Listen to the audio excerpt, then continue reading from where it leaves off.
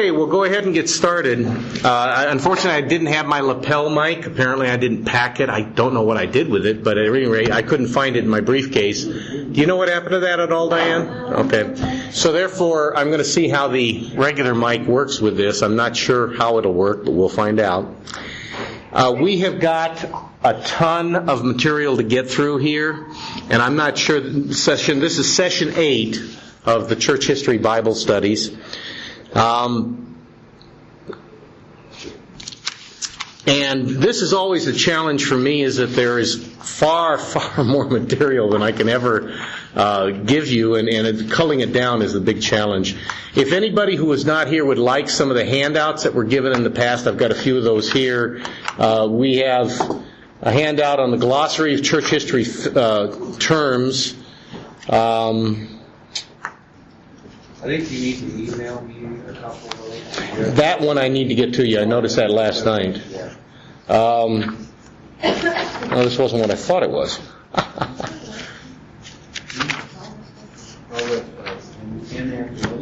Well. Okay, I've got at least that anyway.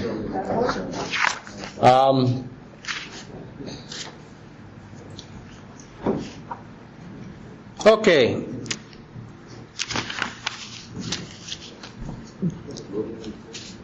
This will be introductory comments to the actual lecture.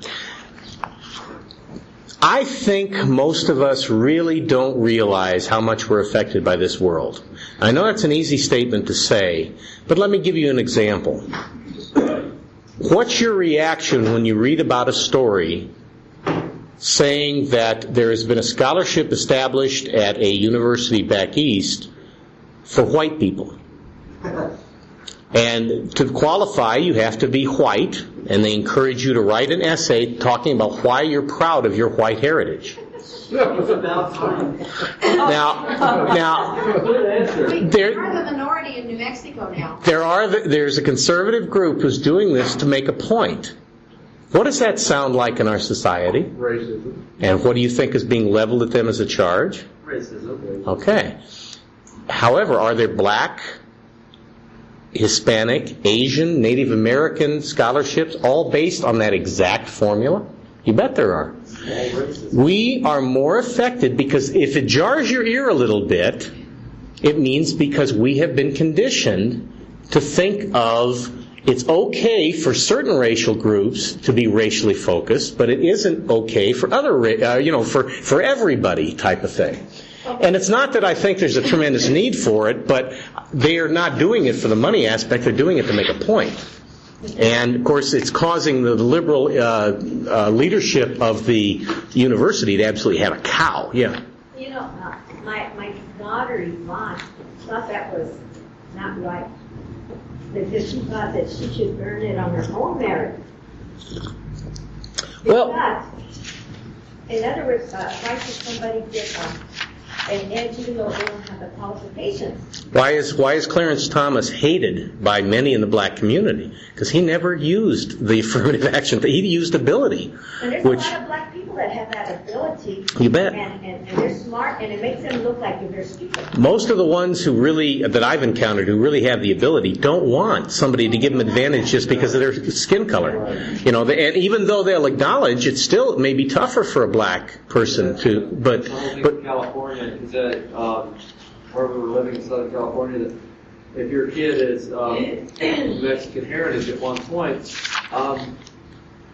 they're going to go to a Spanish-speaking class even if they don't speak the language. Right. And most of the immigrants from Mexico don't want their kids speaking Spanish outside of the house, but they want them to speak English so they can get ahead in this country. And that's very common too. And my point is really not to get into the politics of it, but to show how we have been affected by what is assumed in our society to be normal.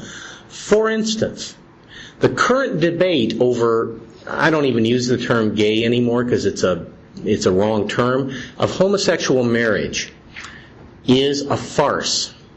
It is a farce conceptually on its face. Why do I say that? We're living in a society where an increasing number of people don't bother to get married at all. Heterosexual we're talking about. The agitation for homosexual marriage is not because they really want to get married. Do a demographic study of the homosexual community. Male homosexuals particularly, which make up 90% of the homosexual community, are not monogamous. It is rare, they exist, I know of a couple myself, to have male homosexuals who are monogamous. That is the exception. The vast majority of them are not monogamous and trade through relationships throughout their lives. Okay, the debate ostensibly in public is for the fairness of homosexual marriage. Very interesting article from World Magazine talking about, they call it the Nordic track. No matter what happens in the homosexual marriage civil union controversies, marriage as an institution isn't going away, is it? Yes, it is. Marriage has already all but disappeared in Scandinavia. Where were the first most liberal countries that introduced homosexual marriage? Scandinavia. Other Europeans are heading down the same Nordic track. And if gay marriage is legalized, so will we. That's the conclusion of Stanley Kurtz, a senior research fellow at the Hoover Institution, whose article, The End of Marriage in Scandinavia, was published in the Weekly Standard. Sweden was the first country in Europe to legalize homosexual unions in 1989, and Denmark and Norway followed soon thereafter. Today, a majority of children in those countries are born out of wedlock. Although some older couples are getting married after having more than one child, younger couples are dispensing with marriage altogether. Southern Seminary President Al Mohler reports that in Sweden, the few couples who do get married often don't like to admit it, since what they have done is so far out of the norm, they feel embarrassed. Couples just live together for a while. If the woman has a baby, the father, unlike in the United States, will typically stay around until a baby reaches a certain age. Until recently, if they had a second child together, they would typically get married, but this has changed with the new generation. Once the children are grown, the parents typically go their separate ways. This is destroying the whole concept of family. What role has gay marriage played in the disappearance of marriage in Scandinavia? Scandinavian gay marriage has driven home the message that marriage itself is outdated, says Mr. Kurtz, and virtually any family form, including out-of-wedlock parenthood, is acceptable. More direct causes Mr. Kurtz cites include the Scandinavian welfare state, and this is all tied together. The Scandinavian welfare state, which means that the family unit is no longer necessary for economic support. What has undermined the family the most in black families here in the United States? Welfare. Well, don't they have a higher rate of suicide there too? Probably. I mean, again, you take away the family support. God designed the family to support people through tough times, and they don't have that. The government certainly is not going to let you cry on its shoulder much.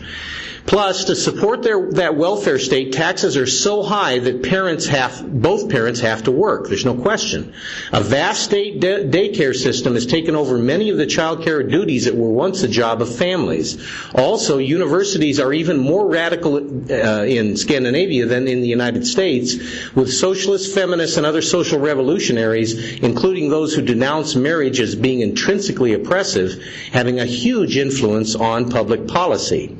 Homosexual marriage has contributed to the dissolution of marriage as a significant institution in Scandinavian culture, primarily by contributing to the notion that marriage need have nothing to do with having and raising children. Most instructive for Americans is what happened in Norway, traditionally the most conservative of the Scandinavian states, and that's not saying much. Sweden and Denmark have always been far more liberal, and in those nations the public wanted gay marriage. In Norway, though, the general public had gay marriage forced upon them from above by elite judges and lawmakers. This sounds a little familiar. The state Lutheran Church not only opposed gay marriage, but the growing trend of cohabitation and having children out of wedlock. The media covered the church's debates over these issues, taking every opportunity to attack and ridicule Christian teachings about sexuality and marriage. As a result, the church's traditionally strong influence on Norwegian society declined. When the dust settled, the liberal pro-gay and cohabitation theologians, who were once in the minority, took over the leadership of the church.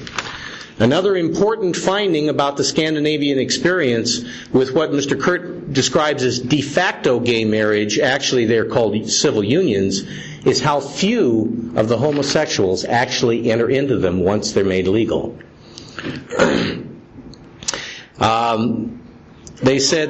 Mr. Gilchrist, have you noticed that it's on the societies that are so advanced, education and everything, and how about the third world countries? They still that's where they tend to be very conservative in their family values in the third world countries. Here we are, nations that are so advanced and so ahead, and they break up the family. Where's the most conservative component of the Anglican Church or Episcopalian Church that's undergoing this split over the homosexual bishop? They're all being opposed by the bishops from Africa and Asia. So it says that just a fraction, a small number of people end up entering into homosexual unions, either marriage or civil unions, once it's made possible. Today's gay activists in Scandinavia, having gotten everything they wanted, now admit that their case for homosexual marriage, particularly allowing gays to marry, allowing gays to marry will encourage a monogamous lifestyle, was only a tactical argument. The goal, says Mr. Kurtz, citing two prominent gay thinkers, was not marriage, but social approval for homosexuality. They achieved their goal, but now there's little social approval for marriage. So that... They want to marry because they want to keep changing partners. And their goal, I hate to say it sounds Machiavellian, but their goal is to destroy all vestiges of traditional values wherever they are. That they consider that to be their crusade. It doesn't even have to directly affect them. There's a case of what happens to a human mind when it is perverted. When it not only embraces perversion, but pursues it, celebrates it, wears it proudly. That has an effect on the human mind. And perversion begets more perversion. So I needed to bring that out. It has nothing to do with church history, but I just needed to cite that because that is really what's at the core of the current gay marriage debate. They have no desire for marriage. The only thing they're after is insurance benefits, that type of thing. But the arguments they're using, do you know that there are people out there now talking about using those same arguments for polygamy, using those same arguments for, two husbands, two wives of all sexual mixtures in the same household, getting insurance benefits for their pets. I'm not kidding. Well, that's been going on, but the whole thing about insurance benefits and things like that, most of the states that they're pushing for the gay marriages have a civil union thing for that I'm not going to use gays because they're not happy at all. For homosexuals, they already have that. They just don't have the marriage thing. And see, their goal is really the destruction of the marriage institution. And actually, we're seeing that happen in the United States anyway. But I wanted to point that out because we as Christians living in this society can still be affected by society's attitudes of what it assumes is a value. It's like when I mentioned a white scholarship. First reaction is, that's racist. No, it isn't. We're using the same terminology used by the minorities. It goes to show how stupid the logic system is underlying all of this. There's no logic, in fact. But also all aspects of racial identity can be destroyed. Exactly. All directions. And it's almost like, yeah, exactly. Those scholarships are not given to the African American scholarship. What is it? It's the biggest one that. What is it? Their whole scholarship fund. I could never get it. And when you get into arguments, again, I don't want to get into the politics of it. You get into arguments that are based on righting prior wrongs. That's such a logical joke. You can go back to Babylonia for the Babylonians, or that type of thing. object because I'm short. I'm going to go for the Well, actually, when you pursue the logic of it, there's almost no place it stops. But okay, now to move on to church history. I wanted to read a few things. We've been talking. We're approaching the end of the Ephesian era of God's church. Now, by the way, I wanted to mention two other things. It wasn't announced here, but Roy Kenna did die this last week. That's Teresa Brinkman's father. So if everybody could keep them in their prayers, it was actually relief, I think, for Teresa. But if you could drop her a note or whatever and let her know that you're thinking of her, it'd be appreciated. Also, has anybody got Spirit of the Law in the Old Testament Scriptures to pass on? I'm not ready to conclude that issue. Remember I gave that assignment? To find the Spirit of the Law in the Old Testament. Has anybody got anything? I was a senior citizen. I forgot. Okay, well, I could trust. I could trust that. I'll tell you what. Could you just pass it to me? Because I don't want them not to find these scriptures just because you did. Okay, so I would appreciate that. And then I'd like everybody else to work on that, and we'll just take one Bible study and we'll go through these. So I gave the same assignment in Phoenix Tucson too, and there'll be no excuses on memory. So. Oh. Next week. That's all right. You're not behind anybody else. Nobody else has done anything either except Brian. July 32nd. In a letter. July 32nd. What I pointed out is that people who try to separate the Old and New Testament don't realize they look at the Old Testament as being just letter of the law. You can find almost every one of the Spirit of the Law issues echoed brought out in the Old Testament, echoed in the New Testament, or vice versa. So I want you to find any scripture in the Old Testament that relates to the Spirit of the Law, that goes beyond the letter of the law to the Spirit of the Law. There are a lot of them out there. So let's pick a due date. I'll give you to till.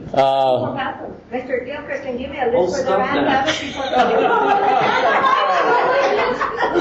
Yeah, it's somewhere between Genesis and Revelation. I'll narrow it down for you. Well, Genesis and Malachi in this case. Okay, let's see now. This is 20th. I'll tell you what, I want you everybody, since giving them out in public is only going to help those who haven't done it, so I want you to hand it in to me. You don't have to put your names on them. If you don't want to, you can if you want. By the end of the month. End of month. This month. This month. 10 days, 10, 11 days you've got. Is that enough time, you think, for everybody? Because once you start working on it, it should flow. Yes. Oh, all right. What about the pass of the Sabbath in? That's okay. Our first holy day, days of unleavened bread, is the limit, huh? 2 weeks. Commanded to you before services on April 6th. Yeah, and then our next Bible study, which I'm not sure when that is. I don't have the schedule with me because Holy Day season Bible studies tend to go by the wayside, but we will cover them. And I'll take late submissions. So whenever, actually, therefore, the due date will be that day that I give. No, let's make it the first holy day, and if you get them in late, I'll. You'll take them anyway, but Yeah. Don't get a star on your paper. Yeah, I'll let Jesus Christ down. No. So anyway, get those to me by the first holy day, and then the first Bible study we have thereafter, we'll cover them. And I'll see if I can't come up with some that you didn't get, but I'm not guaranteeing anything either. I think it should be an interesting challenge. Okay. There are, in some ways, a wealth of literature available for church history. All of which draw upon many of the same raw material, and you'll find some wide differences of interpretation on it, and that's because of the indefinite nature of the material. But I'll read some things that caught my eye out of Dr. Hayes' True History of the True Church, which he developed in 1959. Diane, could you bring me my Bible, please? Acts 20. Verses 29 through 38. Who has a booming enough voice and can read that out? Brian, could you read that? Acts 20, verses 29 through 38.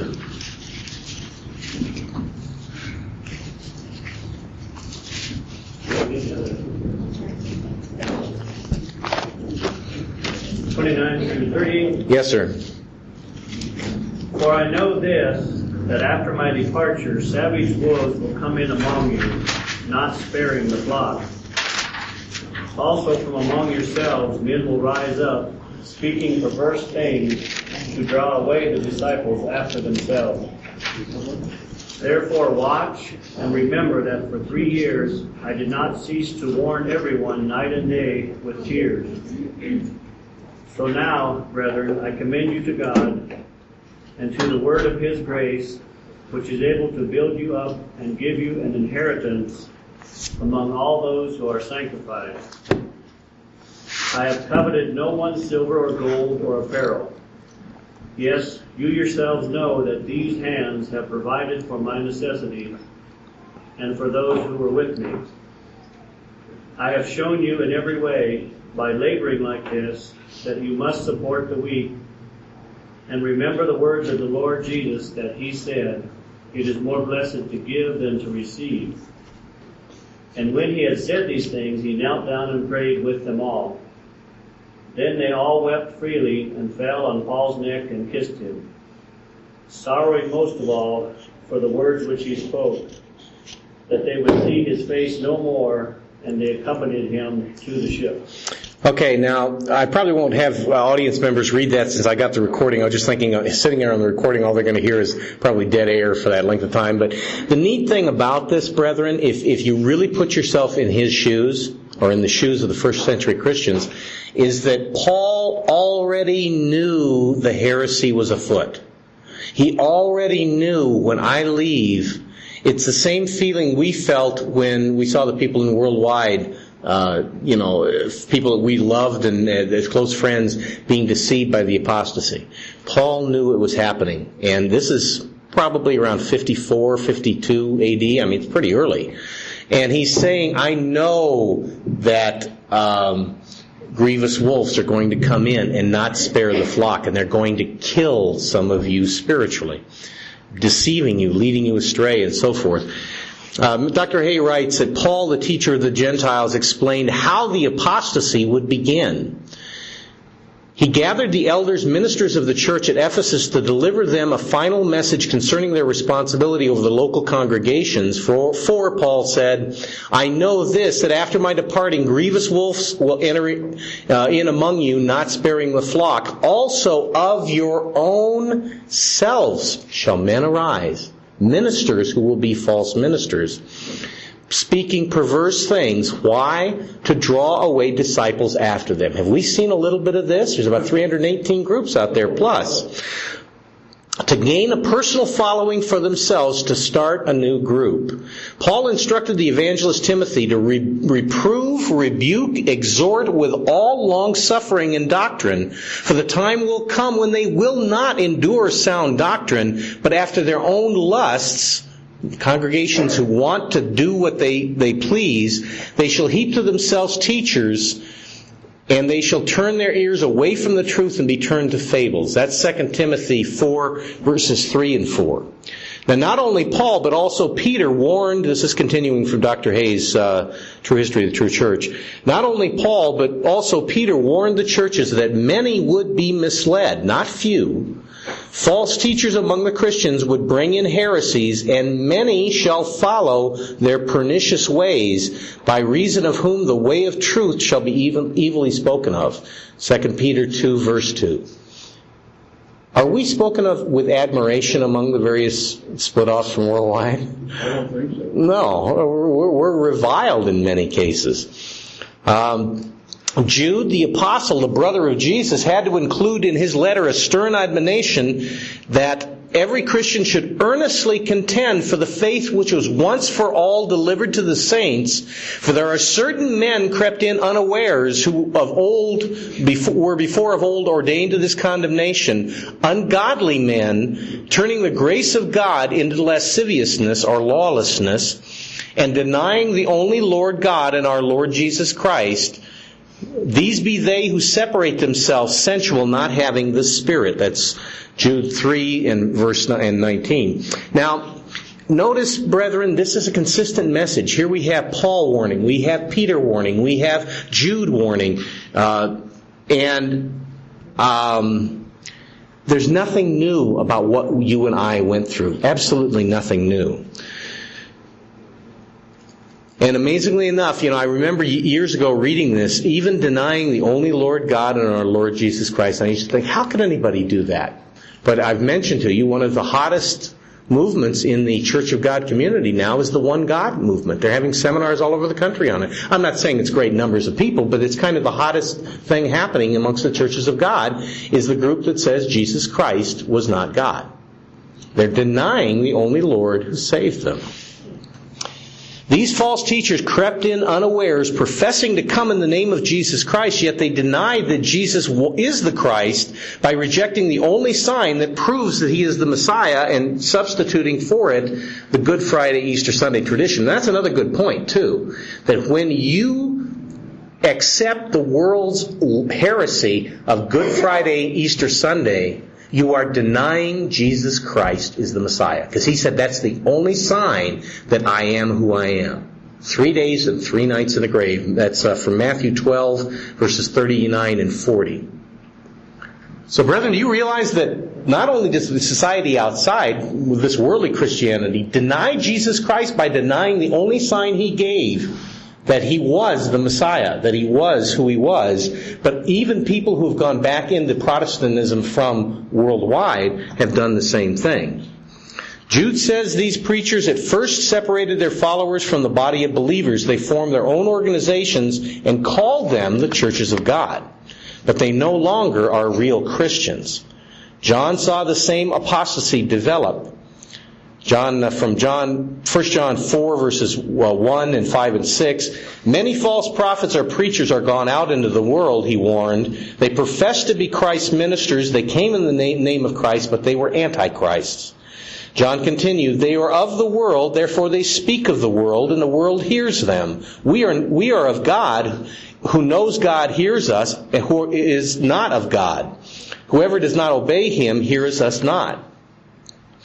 Do you grasp the meaning of these verses? The world believed the many false ministers in the Ephesian era. That's what killed the Ephesian era of God's church. The world believed the false ministers, and the church went along with the world. We're not to go along with the world. The few listened to and believed the apostles of Christ and their descendants, their followers. The world did not believe the apostles. The world accepted instead the false preachers who rose up in the church. Notice 1 John 2, verses 18 through 19. Even now many antichrists have arisen. They went out from us, they left the church, but they were not of us. For if they had been of us, they would no doubt have continued with us, shown by their fruits that they were in unity with us. But they went out that it might be made plain that they are not all of us. This is why there are so many different groups today. John wrote the same condition in 2 John 7. For many deceivers have gone out into the world. Whosoever goes onward and abides not in the teaching of Christ is not God's. Those false teachers who left the true church professed to know God. They pretended to obey God, but by their works they denied Him, being abominable and disobedient, and unto every good work disapproved. That's Titus 1, verse 16. They professed Christ and the Father, but they rejected the authority of God and His law. They were disobedient. They acknowledged that Jesus was the Christ. They came in His name professing to be ministers of Christ, but they rejected His message.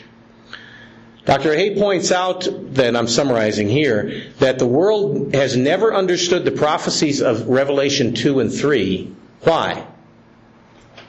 Because they try to explain it to Protestant Catholic churches. Because they don't know who the true church of God is. Right. So therefore you cannot understand Revelation 2 and 3 unless you know who the true church of God is. You try and compare it to early Catholicism or the Protestant world, it doesn't apply. Consider what happened at Rome. The local church of God at Rome, which was built up by Paul's, not Peter's ministry, was severely persecuted by Nero in 64 A.D. Nero falsely charged that the Christians had burned the city. Perhaps some 3 or 4 years after the burning of Rome, Paul was seized near Troas It's from 2 Timothy 4:13, and brought to trial at Rome where he was martyred. Events were now moving rapidly in the Ephesian church.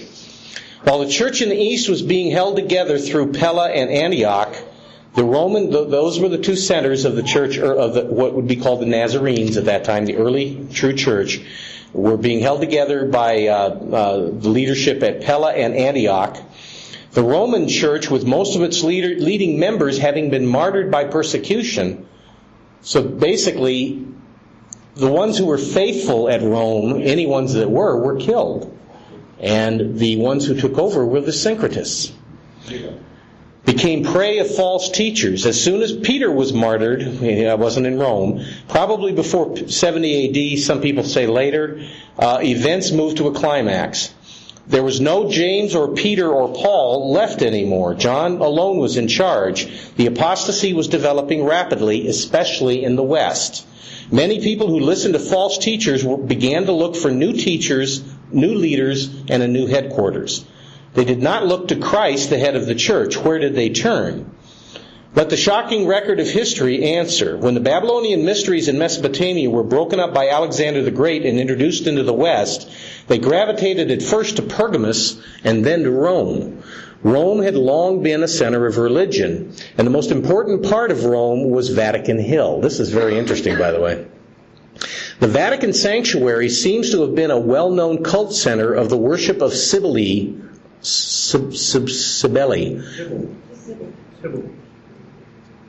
Okay. Same one on Halloween.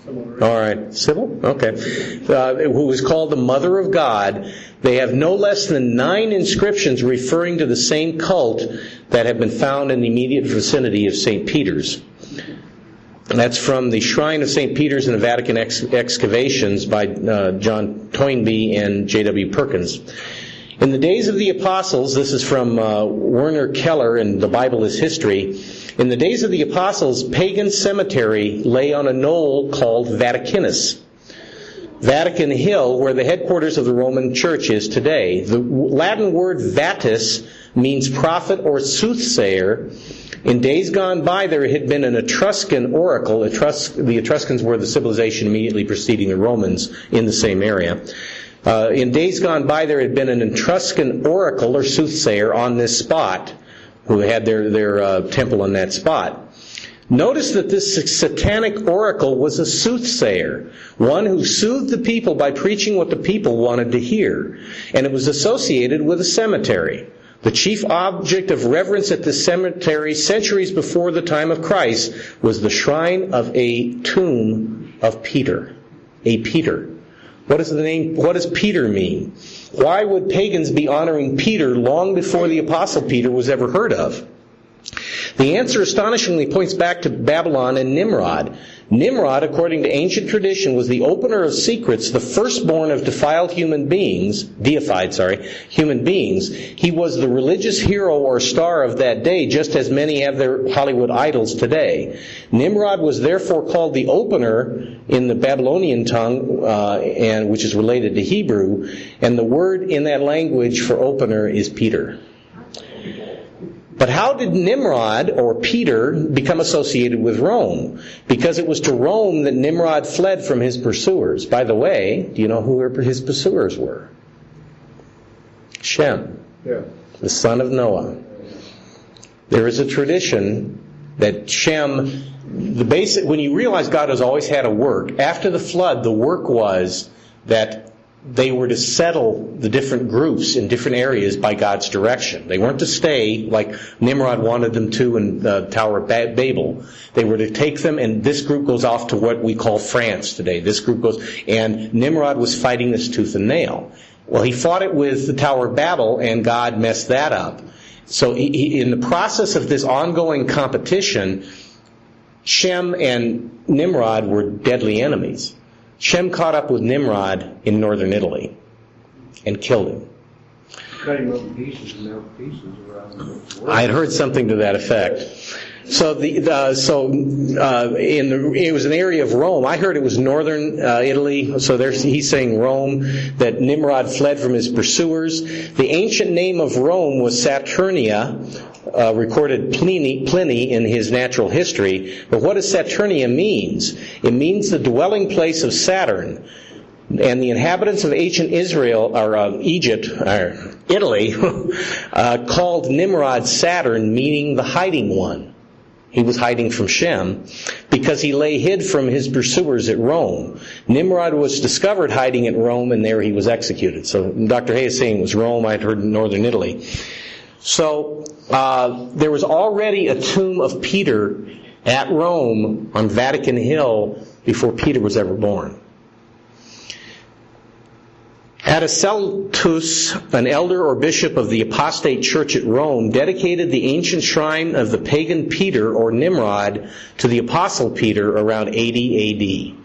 That's where we get the Peter that everybody kisses the toe of, and that's where we get St. Peter's. Yes? So that's why the church, the Catholic Church, they're trying to say it's Peter of the Bible, so they're... Well, they're right. It was a Peter of the Bible, just not the Apostle Peter. But they're saying it's the Apostle Peter. Right. And so he dedicated, this is very common, where you take something pagan and now it's dedicated to Christianity. So, I mean, they did it consistently. So they did it even with this shrine to the pagan Peter or Nimrod. It was now an easy task for this apostate bishop to convince the drifting, unemployed pagan population of Rome, which was becoming interested in mystery religions, that the shrine at Rome was the site of the burial of the Apostle Peter. They didn't know any better. For had not the Apostle Peter been at Babylon? And to cement his authority, he claimed that he was ordained by Peter himself. Adaceltus claimed to be the sole successor to Peter. Where have we heard that before? He insisted that Rome should be the new headquarters for all the churches. Now, not all accepted the decrees or accepted this kind of thing, and then this all began to culminate. There was a lot of debate going on in the early church, and a lot of conflict between the Western apostate church leaders and the Eastern and more faithful bishops. This eventually came, now we'll go through this as we go. There was a persecution, and out of that persecution came the supposed conversion of Constantine, which was a political, not a religious decision. And he called the Council of Nicea. And let me see if this has, because I may be jumping ahead of myself here. Yeah, that actually gets into the church history stuff. But what I wanted to show you is what the background of St. Peter's really was. It does honor a Peter, but not the Apostle Peter. Okay, I have to see if we can get done in the next 45 minutes.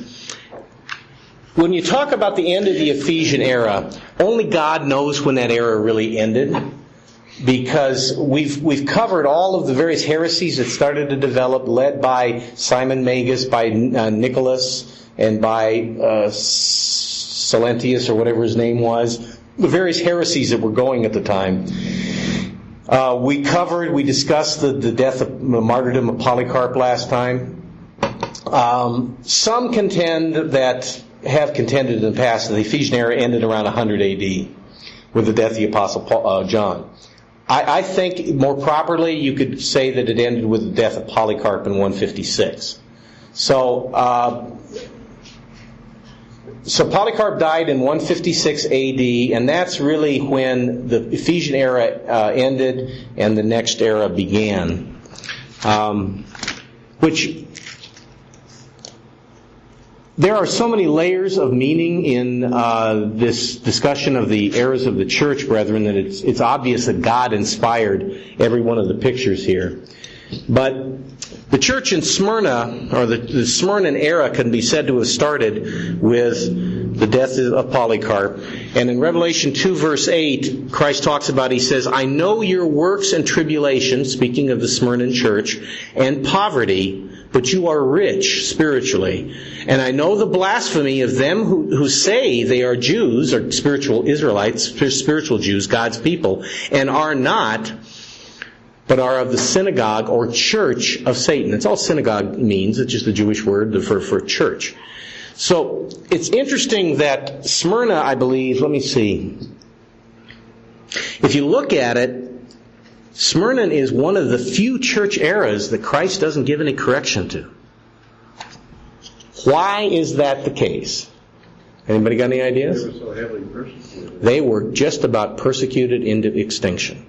They suffered, brethren, far more. We have it so much easier as Christians than many of our brethren did throughout the ages. And the Smyrna church probably got the worst of it.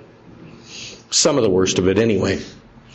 So Christ recognized that they stayed faithful in spite of this persecution. And basically, who are we talking about? We're talking about the churches of Asia Minor, which was this mail route, by the way, about the time of the death of Polycarp. So you would call Polycrates, for instance, who was a successor to Polycarp and a disciple of Polycarp, as basically being the one identifiable leader we can point to most readily of the Smyrna era of God's church. Now, Revelation 2 verse 10, you'll notice an interesting thing. It says here, do not fear any of the things which you are about to suffer. That is ominous. Indeed, the devil is about to throw some of you into prison that you may be tested, and you will have tribulation 10 days. Be faithful unto death, and I will give you a crown of life. He doesn't give them very many outs, does he? It's kind of like the Laodicean era, only these people were stronger spiritually. It's really kind of a sad thing when you look at it that way. Satan was earnestly trying to destroy the church, and he nearly succeeded. He tried, first of all, his strategy was twofold. One was subvert the church through Gnostic Christianity and take over the church. He largely succeeded. They forced these people, the true Church of God, out. Then persecute them to death, if at all possible. He nearly succeeded. This reference to you will be persecuted for have tribulation 10 days is one of those prophecies that just has a very specific fulfillment. Between 303 and 313 AD were the persecutions, one of the, the climax of persecutions. Because really, the persecution hit the Smyrna era almost immediately. And after they were forced out of the accepted group, they were persecuted pretty heavily by their own supposed brethren, turning them in and so forth. The Romans were just out to they would have gotten both groups if they could have. But in other words, you'd be betrayed by somebody who you thought was a brother in the church.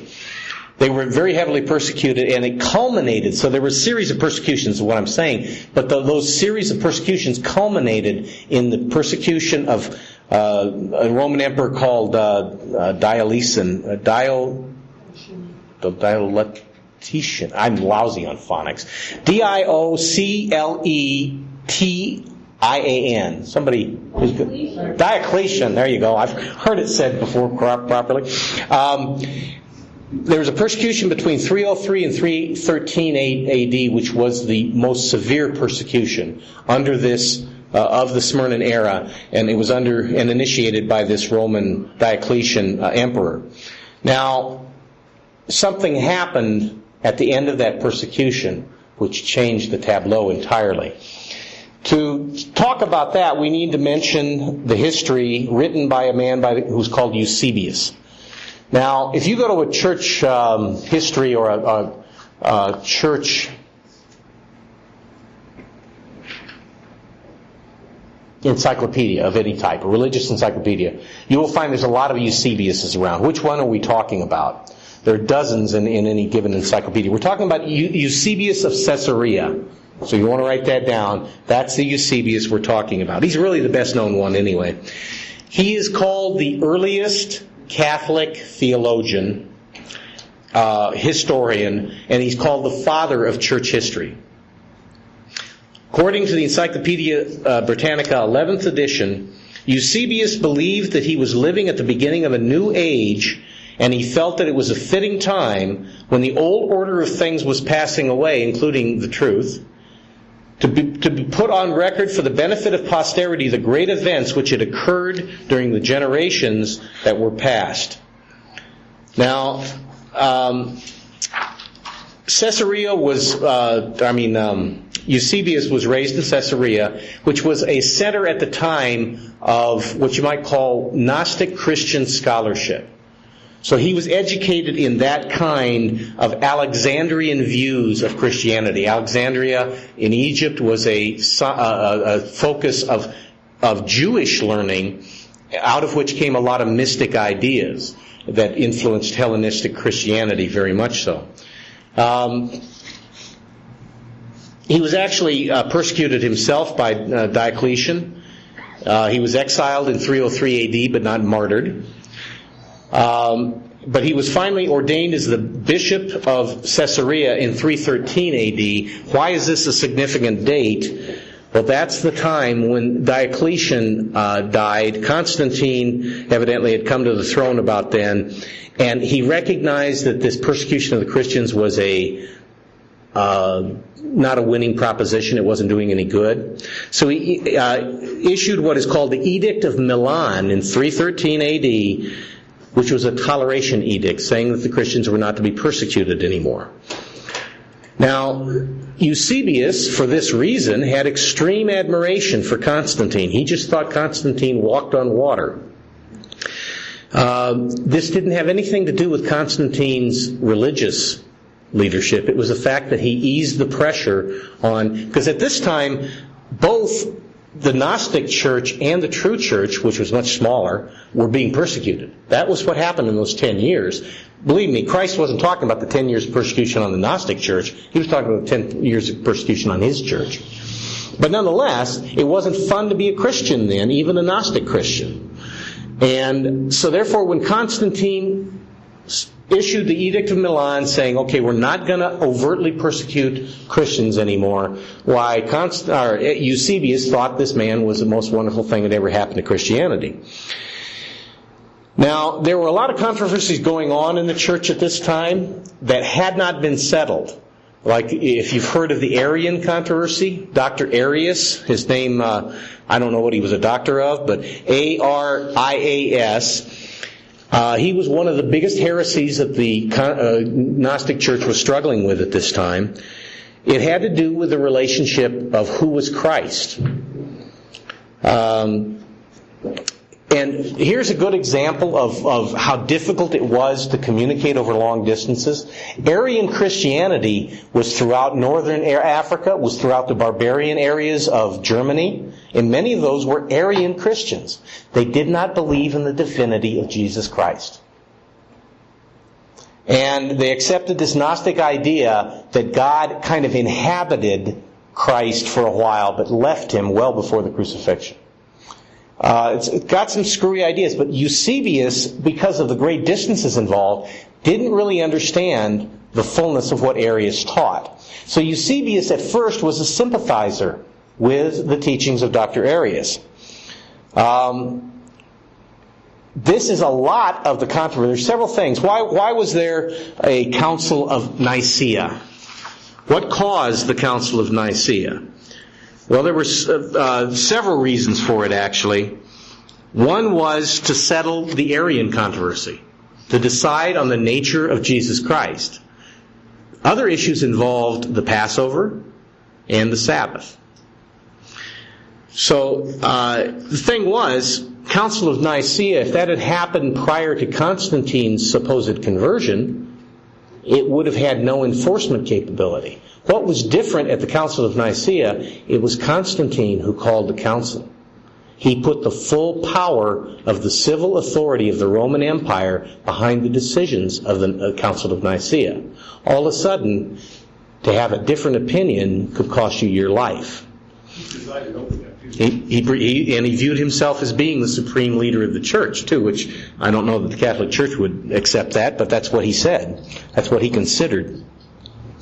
According to Encyclopedia Britannica, 11th edition, during this period leading up to the Council of Nicea, Eusebius took the side of Arius in the dispute with Alexander of Alexandria and accepted what he thought he understood was the position of Arius and his supporters, who, as he supposed, taught both the divinity and subordination of Christ. Now, by the way, brethren, It's a little hard for us to relate with the debates that went on in those days. They got very quickly beyond the Sabbath and Passover, and they got into splitting hairs on what goes on in heaven. And this is where the old argument of, and I don't know whether it's apocryphal or not, but how many angels could dance on the head of a pin. They debated everything in those days. But leading up to Council of Nicea, they were primarily talking about the nature of Christ. And it went through that Eusebius thought, and he defended Arius and so forth, but once the Council of Nicea came out and Arius was able to present the fullness of his theology, well, Eusebius wasn't willing to. He thought Arius said that Christ was both divine and human. Okay, no problem with that. And it turns out, no, Arius did. Arius said he was a fully human being whom God almost possessed for a while. Okay, Eusebius was not willing to go that far, and so he broke with Arius then.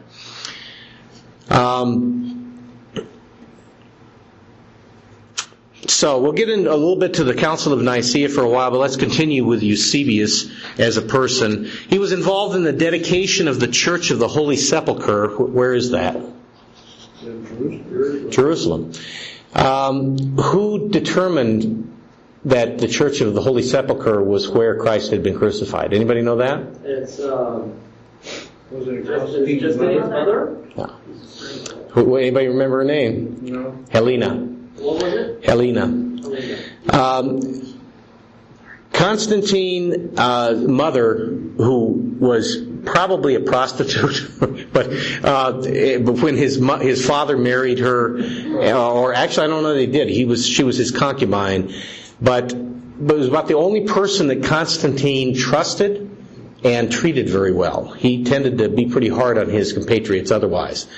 But when he converted nominally, and he was nominal, he still worshipped the sun. He still, believe me, you read some of his proclamations, this man was no more Christian, even by comparison to a Roman Catholic, than a rock. But she kind of came over with him. And he sent her on a trip to the Holy Land. So she went through the Holy Land. Here, this woman was primarily pagan. She didn't understand the Christ. I doubt she'd ever read the Bible much. She went through the Holy Land saying, okay, this is where Christ was born. This is where Christ was crucified. This is a piece of wood of the true cross. This is the thigh bone of the Apostle John, or whatever. And again, you want to read some interesting things. Read about the era of relics in the Catholic Church. Almost every Catholic church in Europe has at its center a series of relics. The blood of St. Thomas, the knuckle bone of St. Winifred, or whatever, And churches competed greatly for relics at that time, because if you had an attractive relic that would bring in people, they would bring money. So it was basically your power dependent as a church on how many and how powerful a relics you had. Well, believe me, the bunco artists were in big operation in those days. They were selling indulgences too. Selling indulgences, but they were selling false relics. They'd take a pig and butcher it, and people couldn't identify it was a pig bone. And this bone, and they got a lot of money for the knuckle bone of St. Howard or whatever, and it was a pig. Not nowadays with DNA. Yeah, right. Well, but see, they wouldn't let you test the DNA now. But and this exact thing happened. Imagine the situation. You have Saint Helena, as she was called, or coming to the Holy Land to visit, and she basically lets it known in advance she's looking for relics. And she's loaded with money, and she's very free with it. You think you aren't going to find every two-bit hawkster out there going, hey, I know where Christ played baseball. I don't know. And that's exactly what happened. She gave money to virtually everybody who came to her, and she was not very discriminating on qualifying the sites. So what if you go over to Israel, Church of the Holy Sepulchre, and there is a little bit of scholasticism to indicate that could be one of the possible sites, but it's generally acknowledged not to be the correct site. But you go up to Nazareth, the place where Christ was supposedly born. They have a shrine there. A lot of these shrines were designated as being holy sites by St. Helena. And she was no scholar, my friends, so most of them are not correct. Just understand that if you ever go to Israel. But, We're going to live there. yeah, we're going to live there when you go to Israel. But of course, those shrines aren't going to be around anymore when we get there. Constantine was baptized shortly before his death by Eusebius, apparently, in 337 A.D. Why was he baptized? He was covering his bases. He was not, and this was not uncommon in those days. If you were a ruler, you might not get baptized until you died because it gave you greater freedom if you didn't bother being an officially baptized member of the church. Even though you kind of had to go along with it, you had a little bit more freedom in terms of the wives you chose, what you did with your money, etc., if you were not baptized. Well, literally deathbed repentance, right? Exactly. Literally, this is where the whole institution of deathbed repentances got started. So, Constantine, if you want to read about his history, he was no more Christian. He didn't really even understand a lot of the issues. What he was looking for when he called the Council of Nicea was to unify the church. He didn't care what it was unified to, he just wanted it unified because he saw the existing Christian church at that time as being an ideal avenue for him to consolidate the power of the Roman Empire, to apply a religious backing to it. Now, the original Roman Empire had a religious backing to it. The early Roman Empire had some moral standards and so forth. But because pagan religions don't seem to be able to keep people in a moral path for very long, they always degenerate. That's why Christianity in this world degenerated into what we have today. It's another pagan religion. At any rate, he saw the potential of existing Christianity to help him consolidate his power in the Roman Empire. Well, that was the first revival that America was talking about. I don't know if that's the first revival or not, but Of the Roman Empire, yes. yeah. The Roman Empire. Of the Roman, not the Babylonian. The Roman Empire. The first revival was Constantine. Right. That was on the sermon. Okay, quite a bit more here about Constantine, which we don't need to go through. Some of it is interesting, but it's kind of difficult to wade through. It was, by the way, it was in 312 A.D. that Constantine saw a flaming cross in the air that caused his supposed conversion. He was on a military campaign, and he knew that the cross was a traditional sign, even by then, of Gnostic Christianity. He saw a flaming sign, and he heard a voice that says, "In this sign, conquer." Now, I'm sure he heard a spiritual message there. It just wasn't from God. So you can see who's behind all this. He immediately ordered that sign be engraved on all of his army shields, which and then superimposed the Greek letters X and P on this cross, because those are the first two letters of the Greek alphabet of the name Christos, Christ.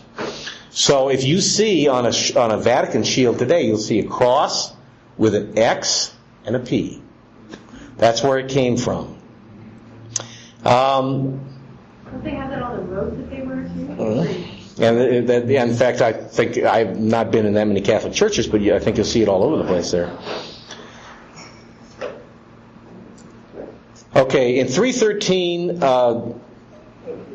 Constantine issued this Edict of Milan, the Toleration Edict, and the church enjoyed increasing favor, restitution of confiscated property, financial aid for Catholics, clerical exemption from hereditary offices, civil jurisdiction for bishops, and so forth. They got some tax exemptions.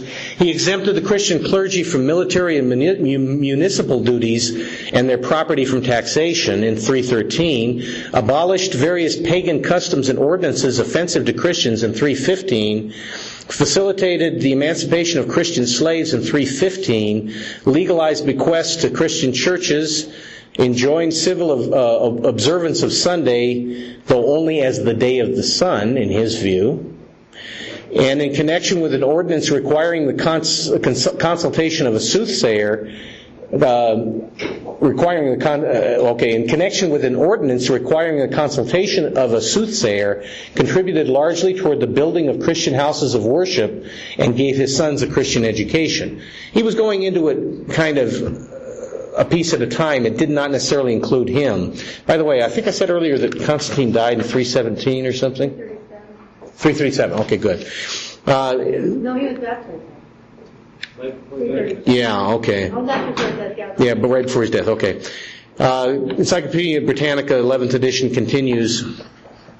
In 326, Constantine determined to remove the seat of empire from Rome to the east, and before the close of the year, the foundation stone of Constantinople was laid. At least two other sites, Sardica and Troy, were considered before the emperor's choice fell on Byzantium.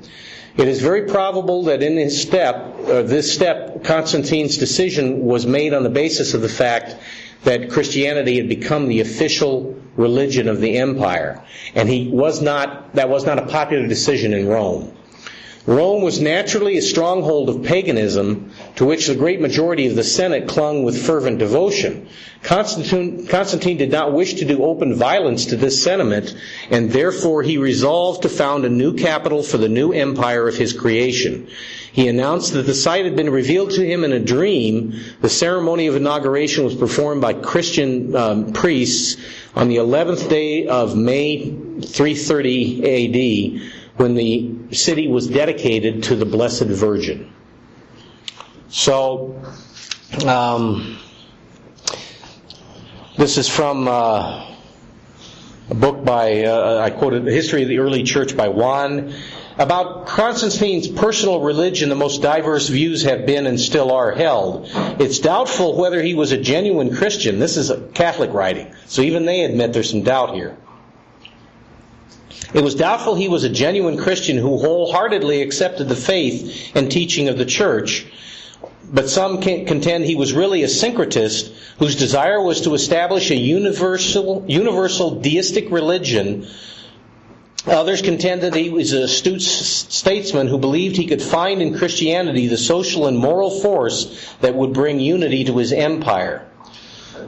Now, Constantine himself was fairly unabashed about the fact that by birth, by his raising, he was bound to the worship of Jove or Jupiter and Hercules. But after he began to achieve fame, he showed a marked veneration for the sun, which seemed to have represented to him the unity in which the different forms of religious belief came together. Many scholars who adopt this third point of view point to the ambiguous character of many of Constantine's acts. The famous vision of the cross of light and the regulation regarding Sunday are both capable of a pagan as well as a Christian interpretation. His postponement of baptism until he was on his deathbed might lead to the same conclusion had it not been a sufficiently common practice for powerful people. His handling of the ecclesiastical problem shows that his greatest anxiety was to maintain peace and unity. Why do we go through this? Because the Gnostic Church had already begun to adapt itself to the Hellenistic society, to be accepted. They didn't want to be persecuted. It's not fun to be persecuted. Okay? Now, they got their greatest break when Satan gave them Constantine. Why did Satan give them Constantine? Because Constantine couldn't care less about Christianity. He was looking for a unifying force in his empire. He was, as I say, fairly unabashed about his own paganism in many ways, and he talked about it. His edicts referred to it. The venerable day of the sun, he talked about when he changed the day of worship from Sabbath to Sunday. And in his mind, he was honoring the sun. What did Gnostic Christianity do for him to make it easier? Sun, S-O-N-S-E-N. They began to accommodate themselves to him. We're going to worship on Sunday, which venerates the sun. Yeah, you're right, Constantine, that's what we're going to do. And they didn't bother to make too much of a distinction here. That transition, and therefore Constantine, when he said, you will stop Judaizing on the Sabbath, It wasn't that he really cared about what day was kept. It was more, again, enforcing unity on his empire. And we'll get into it a little bit later. And it's interesting, some of the things that came out of the Council of Nicea. Do you wonder where anti-Semitism came from, especially in Europe? Read the edicts of the Council of Nicea. These people were foaming at the mouth anti-Semitic. The Council of Nicea was called together in 325 A.D. It was recognized by Gnostic Christianity as the only valid church council that had been called since Acts 15. Well over 300 bishops from all different parts of the Roman Empire came, and those that were of the minority opinion, meaning the Sabbath, the holy days, what is called Nazarenes, or the primitive Christianity, were decidedly in the minority. Out of those 300 it's guessed that about 100 came from Asia Minor, which would have been the area where the true church was, but probably less than half of those were really members of the true church, because most of them were kind of accommodating themselves to the powerful church already. Captivated by this is from the Catholic Encyclopedia, captivated by the potential of Christianity, Constantine wanted to give it the protection of the state, for in line with the old Roman idea, he regarded himself as Pontifex Maximus of Christianity, the bishop in matters external. Now, the popes didn't let the civil rulers keep that title, but they didn't argue with Constantine at the time. As such, he thought it was his duty to settle a controversy that was upsetting the political unity of his Christian empire, and so that's why he called the Council of Nicea. Reading from an article in the Plain Truth magazine from 1983, says the Council of Nicea confronts two major issues. It first deals with a dispute over the relationship of Christ to God and Christ to God the Father. The dispute is called the Arian controversy. Arius, a priest of Alexandria, had been teaching that Christ was created, a created being, not eternal and divine like the Father. The council condemns him and his doctrine and exiles Arian teachers. The movement, however, continues to be strong in many areas, which I mentioned earlier. The other major issue at the Council of Nicea is the proper date for the celebration of the Passover. Anybody know what that was called? Quarter-Domitian controversy.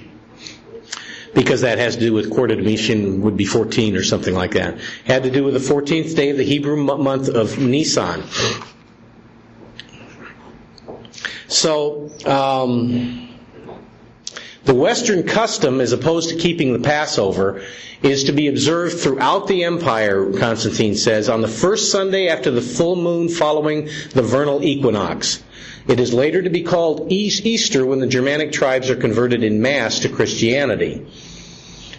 Now, here's a letter from the emperor at the conclusion of the council to everybody who wasn't there, because a lot of the faithful bishops didn't bother to go to the Council of Nicea, because it doesn't take a rocket scientist to know when the deck is stacked against you. So this is a letter written by Constantine. When the question relative to the sacred nature of Easter arose, it was universally thought that it would be convenient that all should keep the feast on one day. Was it truly universally thought? No. But they were not into respecting differences of opinion in those days. For what could be more beautiful and desirable, Constantine says, than to see this festival through which we receive the hope of immortality celebrated by all with one accord in the same manner? It was declared to be particularly unworthy for this, the holiest of festivals, to follow the custom and calculation of the Jews, who have soiled their hand with the most fearful of crimes and whose minds were blinded. We ought not, therefore, to have anything in common with Jews, for the Savior has shown us another way. Our worship follows a more legitimate and convenient course, and consequently, in unanimously adopting this mode, it was not unanimous. Well, it was unanimous amongst all those who weren't arrested and dead, maybe, I don't know. But consequently, unanimously adopting this mode, we desire, dearest brethren, to separate ourselves from the detestable company of the Jews. For it is truly shameful for us to hear them boast that without their direction they could not keep the feast. In other words, they had to go to the Jews for the determination of the Hebrew calendar. That wasn't something that they took up. So you see the motivation here for getting away from the Hebrew calendar? How can they be in the right? They who, after the death of our Savior, have no longer been led by reason but by wild violence as their delusions may urge them. They do not possess the truth in this Easter question, for in their blindness and repugnance to all improvements, you catch that? They resist improvements. What is syncretism viewed by a syncretistic religion? We're improving the religion, okay? They do not possess the truth in this Easter question. Here he's not so much talking about the Jews as he's talking about the Judaizing Christians, by the way. They do not possess the truth in this Easter question, for in their blindness and repugnance to all improvements, they frequently celebrate the Passover twice in 1 year. That wasn't true. Nobody did that. And yet what does the Catholic Church do with communion now? If you're going to Mass 7 times a week, you can take communion 7 times a week. They were talking about the second Passover, right? Maybe that was what the reference was. That's an interesting point. So that's when you see if it's a progressive version. Progressive revelation, yes, exactly. When, again, they view it as an improvement. Progressive revelation is an improvement. Okay, how then can, we cannot imitate those who are openly in error. How then can we follow these Jews who are most certainly blinded by error? For to celebrate the Passover twice in 1 year is totally inadmissible. Okay, now you can take communion. I mean, you can go to Mass more than 7 times a week if you want to. A devout Catholic, I think they go twice a day, don't they? I think so. Well, when they have it twice a day, most of them it's just once a day, but on the weekends. Depending on how old they are. So therefore, I mean, it's funny to read that in recognition where the Catholic Church is today. But anyway, but even if this were not so, it would still be your duty not to tarnish your soul by communication with such wicked people, the Jews. Our Savior has left us only one festival day of our redemption. Think then how unseemly it is on that same day that some should... Okay, and he goes through fasting and other issues. But then he continues, as on the one hand, it is our duty not to have anything in common with the murderers of our Lord. And as, on the other, the custom now followed by the churches of the West, of the South and of the North, but not of the East, by some of those of the East, because he knew, not all of them were in agreement, is the most acceptable. You should consider not only that the number of the churches in these provinces makes a majority, but also that it is right that we should have nothing in common with the Jews. This is in 3 paragraphs. How many times has he said, we don't want to have anything to do with those filthy, rotten Jews, right? 6 or 8 times. Yeah, this is not love for the Jews being expressed here. So, and frankly, I'll say the Passion of the Christ, the argument that it is anti-Semitic has one grain of truth in it, and that is, this is the Catholic approach. Is Constantine saying here that he recognizes that he's as much responsible for the death of Jesus Christ as the Jews are? That's a foreign concept to him. The Jews killed him. And even though, by the way, the Jews also protested too much in my book, because they were the ones, as recorded in the New Testament, who said, let his blood be on our head and on our children. Mel Gibson cut that out of the movie because of protests, because they don't necessarily recognize the New Testament anyway. But the point is, the Jews could claim it on their heads, but the point of the matter is, every one of us is responsible for the death of Jesus Christ. So there's no justification for the anti-Jewish approach. Absolutely no justification, thank you, for that. But you see where it comes from. Anti-Semitism is based in the religion of Rome. And that's why it keeps cropping up in Europe. It never goes away over there. They want a fall guy. They want a fall guy, they want a scapegoat, and they are programmed by who inspires them to go after the Jews. And, by the way, you and I, in their book, are Jews.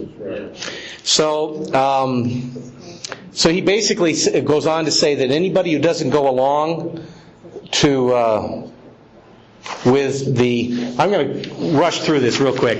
Anybody that doesn't go along with these edicts from Nicea are anathema from Christ. That wasn't just you were excommunicated or disfellowshipped. You could be killed for being declared anathema from Christ. Totally branded, and you have to hide. Yep, and that's what they did. Goes on to say,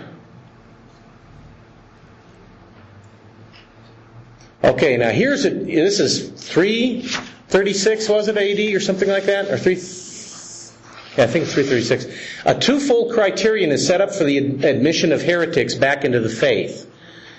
Anybody who has not erred on the doctrine of the Trinity. In other words, if you ever accepted that the Trinity was not true, you had to be rebaptized to come back into the Catholic Church.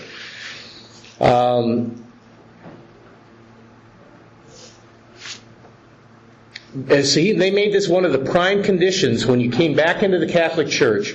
If you had ever accepted that the Trinity was not true, you had to be rebaptized. Otherwise, you could come back as a heretic and be accepted back without being rebaptized. How many of you have ever heard of the Nicene Creed?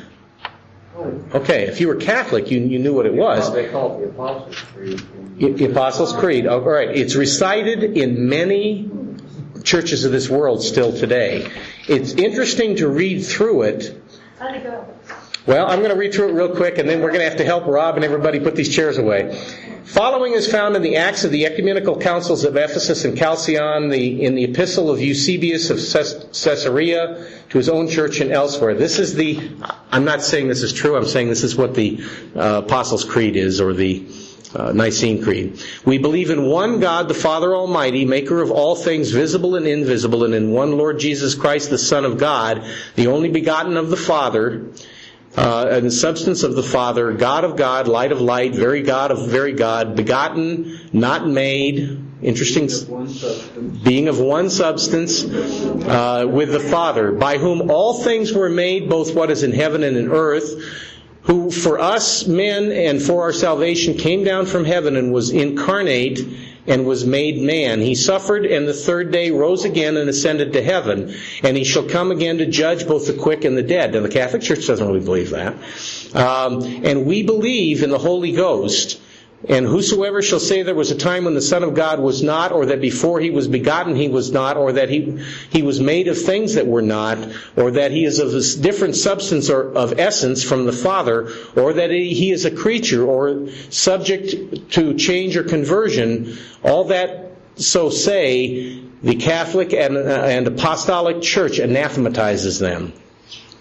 Juan continues in his history of the early church. It has often been pointed out that with the Council of Nicea, Christianity had entered a new stage in its development. It was now officially linked with Hellenistic philosophy. Metaphysics had been brought in to assist religious faith, and in an authoritative formula, meaning you go along with it or we kill you, it had been found necessary to employ a terminology coined in paganism, anathematized. This may be an exaggeration, but it is an exaggeration of the truth. Now, instead of Holy Ghost, the Episcopal Church said we believe in the Holy Catholic Church. Okay, and I've heard that before too. It's a little there at the end.